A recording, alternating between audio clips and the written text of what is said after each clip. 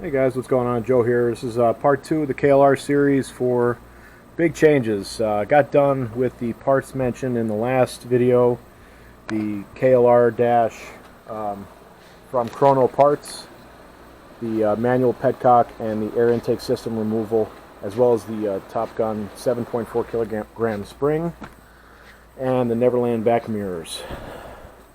These were a nice compromise to the foldable ones because those are $130.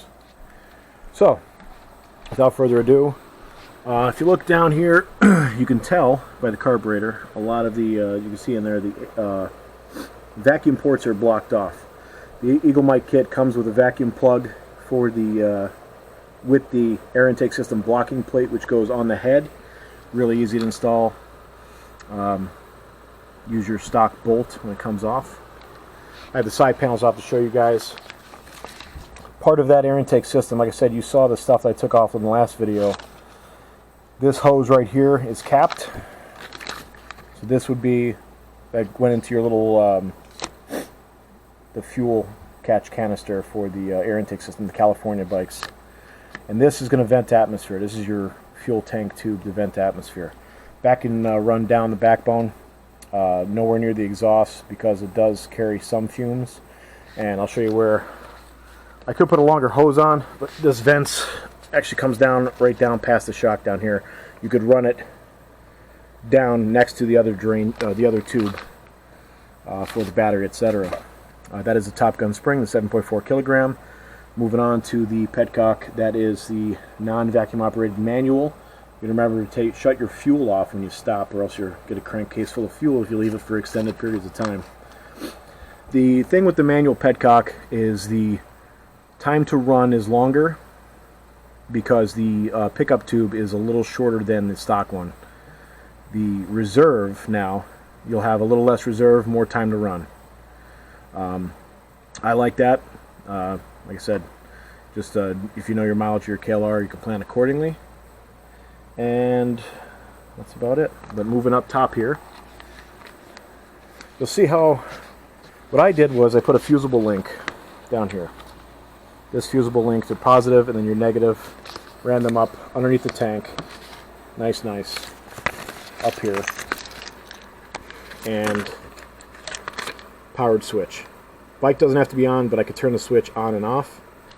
You have your waterproof 12 volt voltage meter, and I ran this switch. Now all this stuff, the Chrono Parts has blanks already in here. What's nice about these blanks is that they're pretty sturdy. You know, you can't just tap them out. I had to knock mine out. You know, you just kind of wiggle them and they pop through. I like the switched power. For me, it works. I didn't want to tap into an accessory wire. Let's come around to the bike here, and you can see how it's wired. Shrink wrap, the switch. So on single pull, single throw switches, you have your power, accessory, and ground. So the pin 1 is going to be your power, pin 2 is going to be everything running off that switch, like your accessory items, and then you jump them across, as well as your ground. And it's just going to go in succession. Use 14 gauge wire, maybe overkill, it's okay though. And a couple other things from Chrono Parts while I'm here. Have their rear brake cylinder guard, or reservoir guard. Real nice part.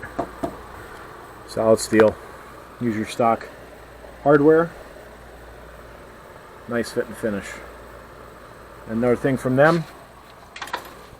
Come around to the front here.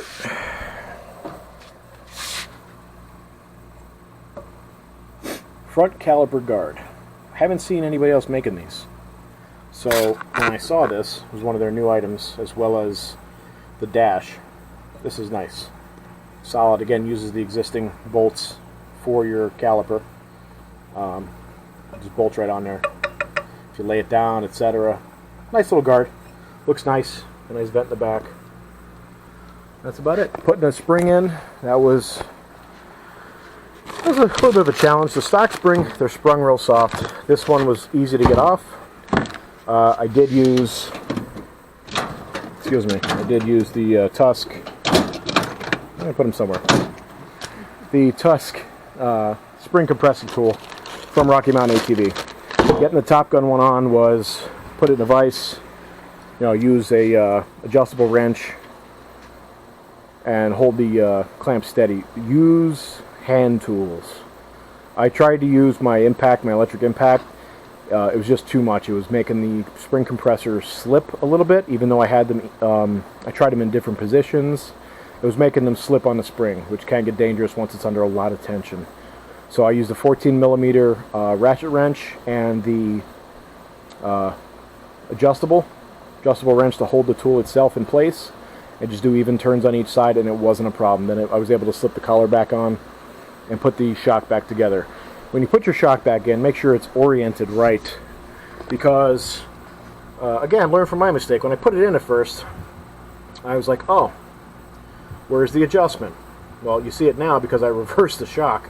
Before, the spring, I put it in backwards on accident, obviously, and had to undo the linkage bolts. Not a big deal, but pain in my ass, just because you don't want to have to do things twice. So take your time. From Eagle Mike again, as well as the air injection system block-off plate, I did grab the billet fuel, or excuse me, billet oil, the crankcase cover. I don't know why I can't talk or why I can't remember what it was. So anyway, that's on here. It uses a 6mm, which is in your toolkit for the KLR. Do not over tighten. It says it on there. It has a nice O-ring. These are nice. Nobody can mess with it. Very well made.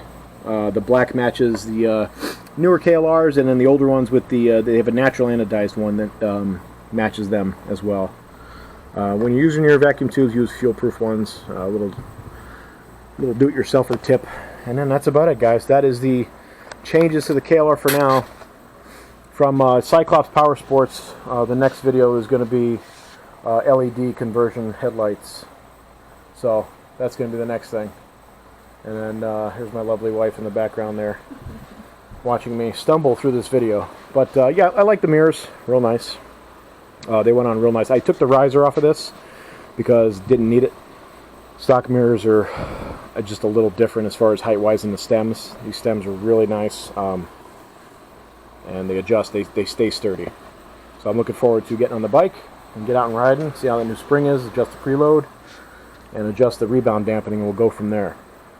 Again, thanks for watching. Make sure you check out Chrono Parts. The link will be in the description. Awesome part, good guys, really good to work with. Thanks again for watching, everybody. Till next time. Thank you.